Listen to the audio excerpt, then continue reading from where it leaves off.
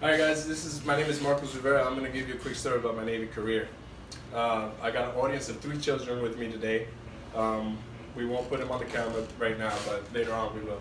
So first of all, I joined the Navy October 16th, 2001. It was 2 days after my older brother's birthday, and we had a going away / birthday party that day on October 14th.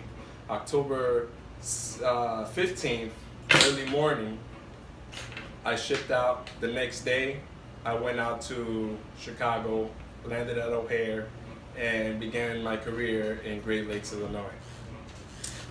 My career started off real good and it ended off real good. I went to my advanced training or ENA school. I'm an engineman in the Navy, retired. My first duty station was Pearl Harbor, Hawaii. I spent 5 years on the cruiser CG-73 Port Royal. It was a great time there. I learned everything that I needed to learn to make my way through the Navy. By the time I left there at 5 years, I was a second class petty officer, E5, and I was ready to move on to E6. I went to shore duty in North Island, California. I was there for 3 years. In those 3 years, I worked at a place called Port Operations. We worked on small boats, small engines, and we also defended against oil spills in the bay, the Coronado San Diego Bay.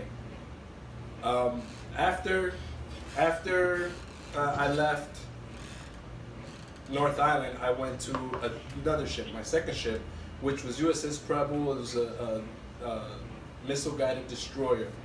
The Port Royal was a missile-guided cruiser. Guided missile cruiser, excuse me. So I went to the Preble, and I was there for 3 years. I spent some of that time I spent working on hydraulics. Most of the time I spent working on air conditioning and refrigeration. So I was an AC&R technician. Hang on, guys. After the Port Royal, I went to Littoral class ship number 2, the USS Independence. When I went to the Independence, my title was supposed to be Oil King, which basically is you do the reports on the oil, you know how much oil and fuel is left on the boat before you get underway. You order the fuel, you test the oil, and you do all the maintenance that is required when it has to do with lube oil and hydraulic fluid and fuel. There's different fuels that the Navy uses, different hydraulic fluids, different oils, and I was going to be the person in charge of creating those reports for the commanding officer. I didn't get to finish that tour because I was diagnosed with PTSD. After that, I went to a tour at the Naval Hospital, Naval Medical Center, San Diego, aka Balboa. I was there for a year, and I worked at First Lieutenant, if you can call it work. It was a lot of fun, a lot of free time, and I did all I needed to do to get better, to get my condition stabilized.